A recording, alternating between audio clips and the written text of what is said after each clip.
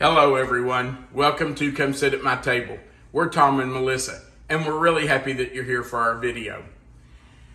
It is getting to be evening time, but Melissa and I decided that we were going to make a dessert.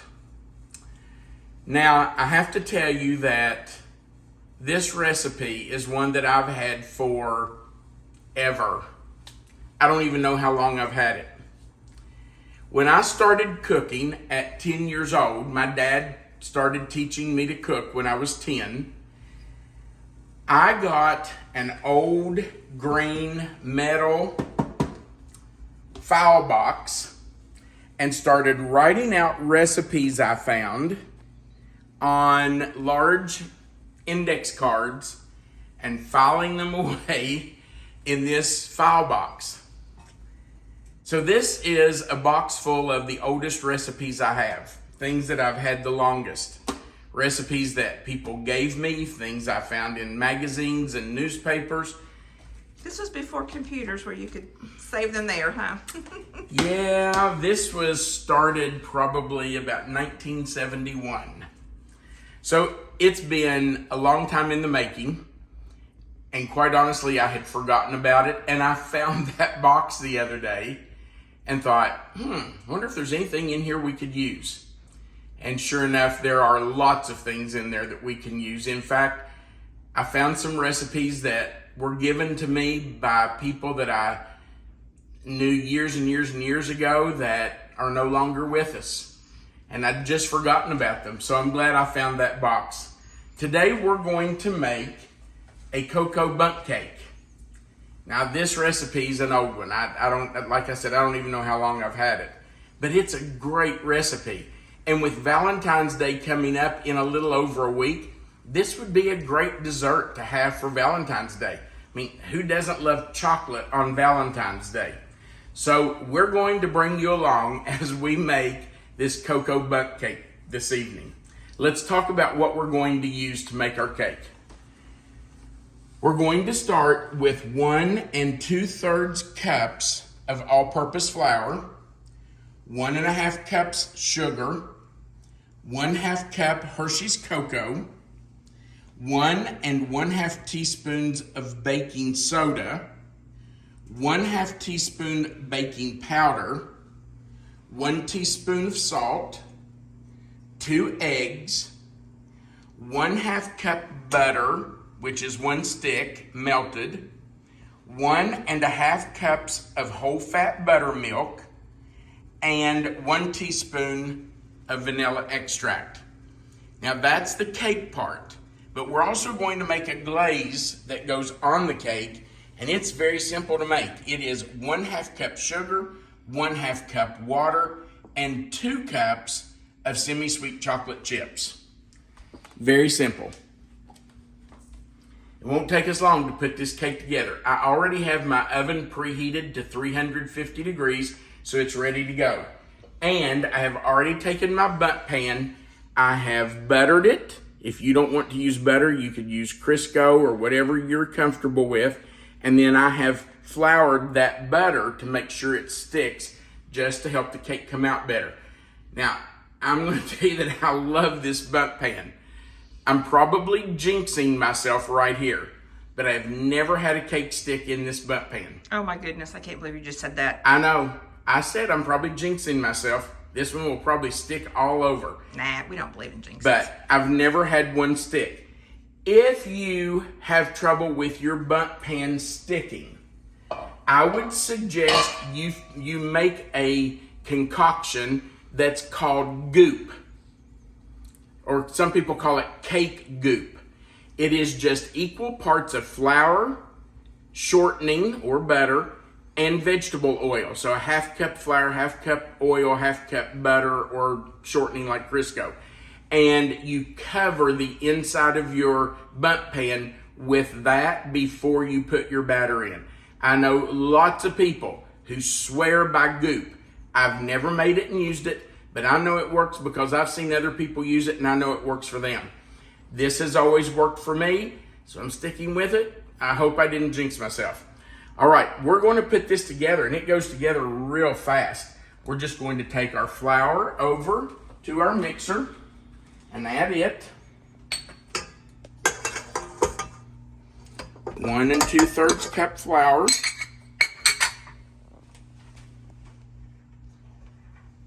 We're going to add our sugar. You'll notice we're just adding all of our dry ingredients. Everything dry that's going in. We're going to add our cocoa.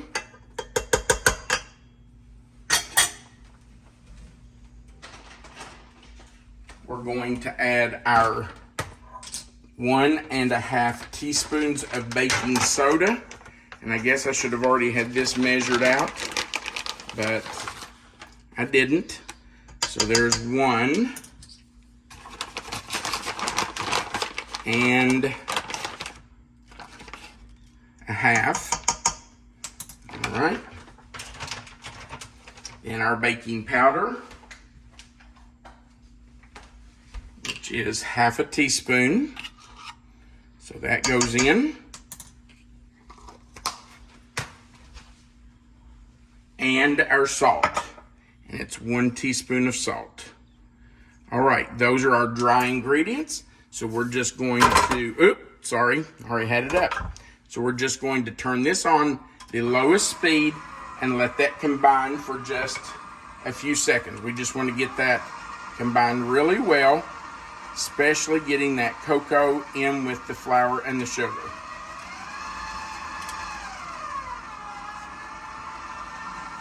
Now we are going to start adding our liquid ingredients.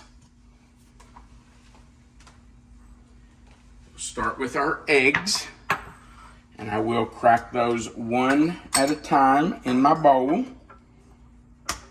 just to make sure I get no shell and make sure that it's not a bad egg. Okay. Get all that egg out of there. So we'll put that one in. Our second egg.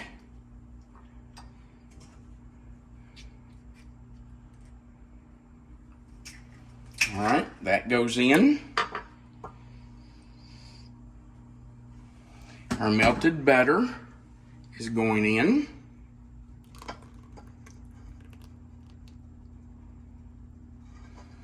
And you know I'm going to scrape that out of there.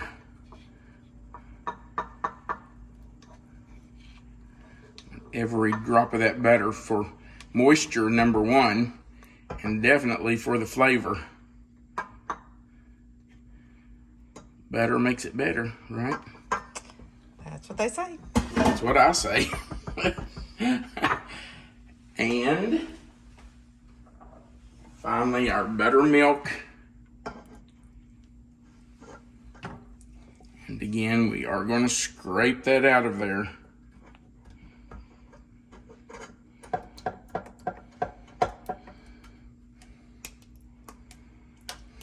You'll be amazed if you scrape out your measuring cups and your bowls, how much would have been left in there if you hadn't scraped them. It's amazing how much just sticks to the sides of your cups and bowls. And finally, our teaspoon of vanilla. And your cap is usually 1 teaspoon. So if you don't have a measuring spoon to use for that, don't have it out, don't want to get it dirty, just use your cap. Now I'm just going to turn that on the lowest speed, and we will let that start to mix. We're going to let it mix on low for 1 minute. Then we're going to turn it up to medium high, and let it start to mix for about 3 minutes. We will scrape the bowl down along the way.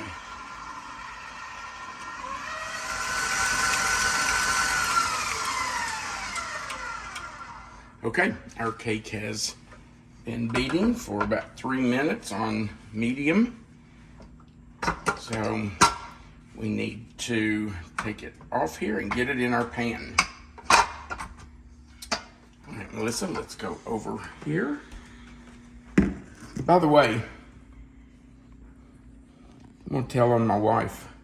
Now this is not nice. I was making a small confession to you while we were waiting. Well, I knew it. You didn't make a confession to me. I knew. I know I kind of teased you about your green box, but the truth is, I am not the only recipe nerd in this house because my wife also had a recipe box before we got. Mine's not nearly as impressive as yours is. Well, yeah, I mean, you've got recipes in it. Yeah, but it's not organized and neatly typed out and written out and laminated. Gosh, you were like serious about it. I was just like, throw this in this box in case I ever need this again.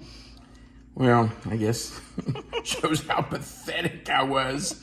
No, you were just very organized. Yes, I was. And very focused, and that is impressive. Okay, we'll go with that. Hey, but you said you started in what, 1971? Yes, I did. Do you know how old I was? Oh, stop. I was very young. Oh, you're younger than me. Stop that. Don't be ugly. You don't have to tell how much older I am. No, your box is very impressive compared to mine. It is. No, your box is nice. Okay, so I don't know how we got on that. I don't either. I made that Okay. little confession during the mixing of this, and somehow we are still talking about it. Well, you know, if you're a recipe nerd, you're a recipe nerd. There's no sense hiding it. It's okay.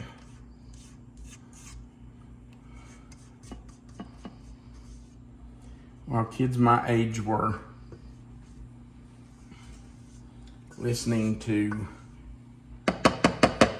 Kiss and other rock groups, I was listening to George Jones and Tammy Wynette.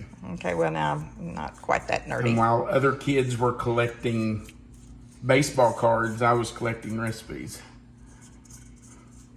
Hey, your recipes have turned out really well for I me. was going to say, I bet my recipes have lasted longer than their baseball cards. I'd almost bet on it. Well, Okay. the truly dedicated ones, maybe, but this looks really good. It smells nice. You know what? I don't think I've ever made this for you. I don't think so. Nope. I don't believe I have. I haven't made it in years and years.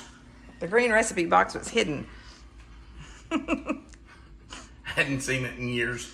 Okay, so we're going into a 350 degree preheated oven for 50 to 55 minutes. Just keep an eye on it. Make sure that it doesn't overbake, but you want the middle to be done. All right, in we go. Our cake baked for 50 minutes. It is done because the center is firm. Now we're going to turn it out on our plate. Famous test here of your words. I'm going this way. Actually, I better go both ways. I don't want to get burned. It has set for 10 minutes since it came out of the oven, and it does need to sit for about 10 minutes just to let it cool a little bit before you turn it out. Now let's see if I jinxed us. Ta-da! Beautiful. There it is. It smells fantastic. It sure does, doesn't it? Now we're going to let this sit here and almost completely cool before we make our glaze to go on top of it. All right, let's just let it cool for a while. I have my half cup water in the pan. It's heating and almost to a boil. I'm going to add my half cup sugar and let those come to a boil and stir until the sugar is dissolved. Now here's what's going to happen. Once this comes to a boil and the sugar is dissolved, then we're going to add our 2 cups of semi-sweet chocolate chips. Well, we'll remove this from the heat. And then we'll add our 2 cups of semi-sweet chocolate chips and stir until those are melted. Then we need to let this mixture cool just a little while until it starts to thicken. You don't want to pour it on your cake and it just all run off. You want it to hold on to your cake. So we will let it cool just a few minutes until we can tell it's starting to thicken. If you put a spoon in it and pour out the frosting and you can scrape your finger across the spoon and it leaves a clean trace, you know it's about ready to put on your cake. All right, so our sugar has dissolved. You can see that our water and sugar are coming to a full rolling boil. That's what we want right there. So I'm going to turn off the heat, remove this from the heat. Now we will stir in our 2 cups of chocolate chips.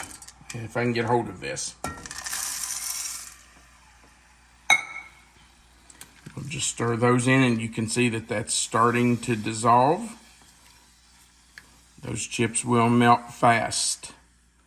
When they get almost melted, I'll switch over to a whisk and whisk that together really well. Let me just do that now. I want to get that mixed up completely, get it all incorporated. I'm going to scrape off my spoon a little bit, get all that in there. Okay, babe.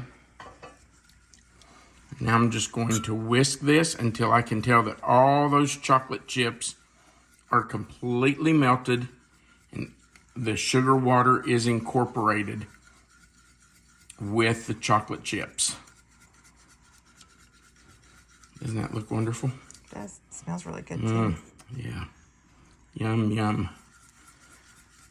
Now, looks like the chips are about dissolved, but look how runny this is. So we want to wait until it is slightly thickened and will cling to our cake.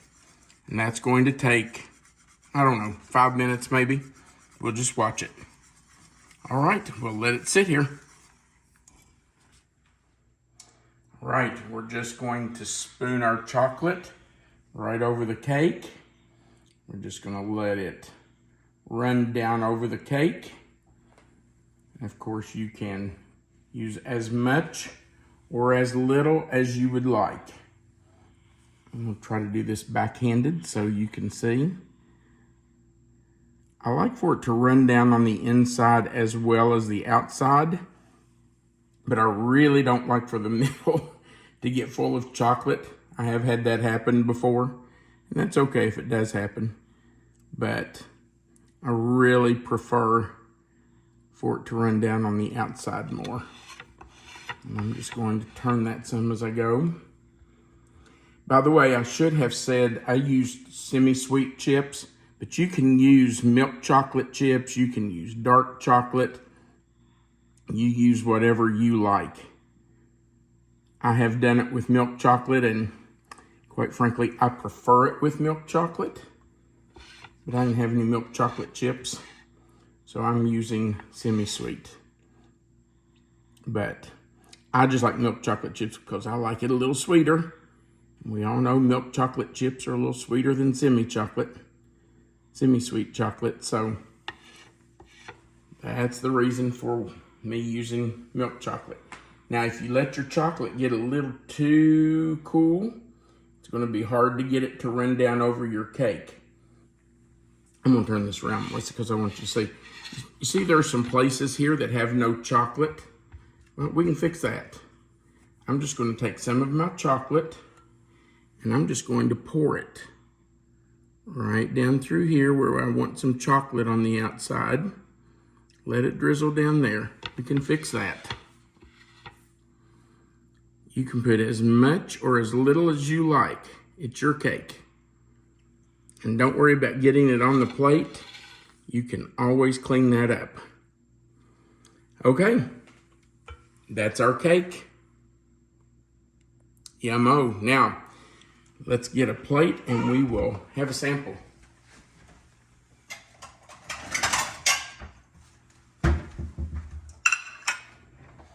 me grab a knife here. We'll just cut a piece.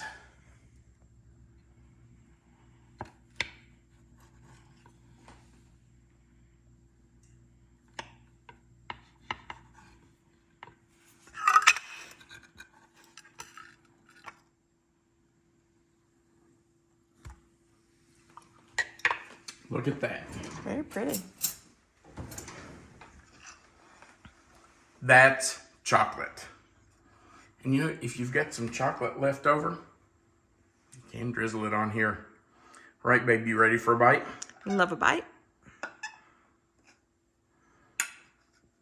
can tell it's really moist. All right, babe, there you go.